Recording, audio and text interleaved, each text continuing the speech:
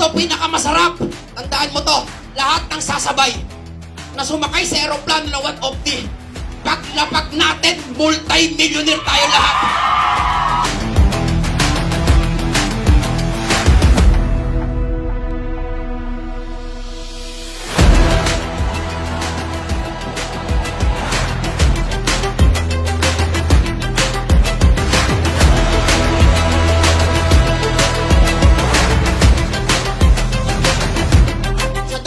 Sa labas, ikaw nakakita ng opportunity.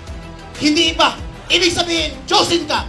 Ikaw ang napili para putulin lahat ng kahirapan sa pamilya mo.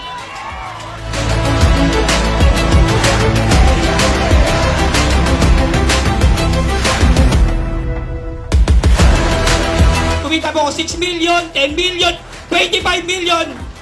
At proud po ako sabihin na dito po sa kumpanya po na to, dito po ako naging milyonaryo. Gagawin ko lang din naman to. Kukunin ko na yung pinakamalaking resulta. Nagtapuan ako ng buong kumpanya!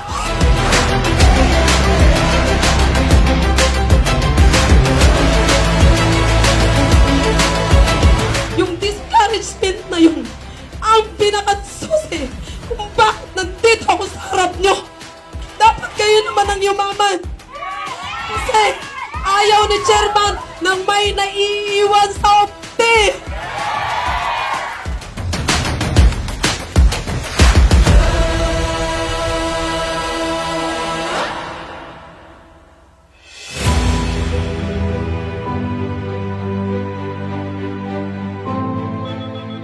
Ang daming yumugyog dito. Ang dami pong gustong bumagbagsak dito. Pinagtulong-tulungan na. Buti na lang, merong chairman na napakalayo ng vision. Pag ganyan ang pakiramdam ng isang positibong tao sa pangarap, wala pong tukso na pwedeng bumigay sa dito.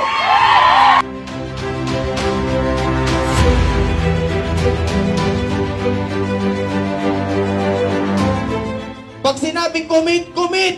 Pag sinabing training, training. Pag sinabing mag-invite, mag-invite. Tama? Dapat lahat ng ginagawa mo may kinalaman sa pag-network mo. Makakaasa ba kami na magkukumit kayo? Makakaasa ba kami na magkukumit lahat kayo?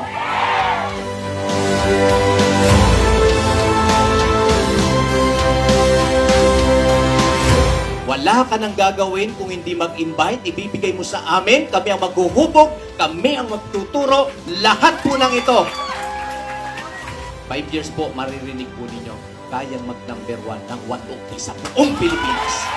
Dahil sa sistemang gagawin po ng kumpanya.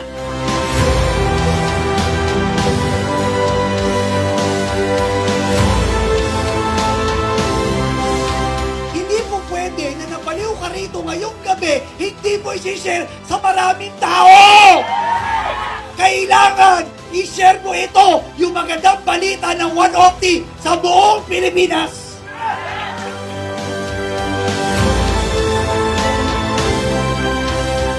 Ngayon po, nalaman nyo na mas seryoso kami ngayon para tulungan kayo. Totoo po yan, nag-create kami ng tinatawag kong The Mastermind. Mas grabe po ang mangyayari at programa sa atin ngayon. Wala po akong duda. Ito po ang tinatawag kong second wave ni 150! 1, 3!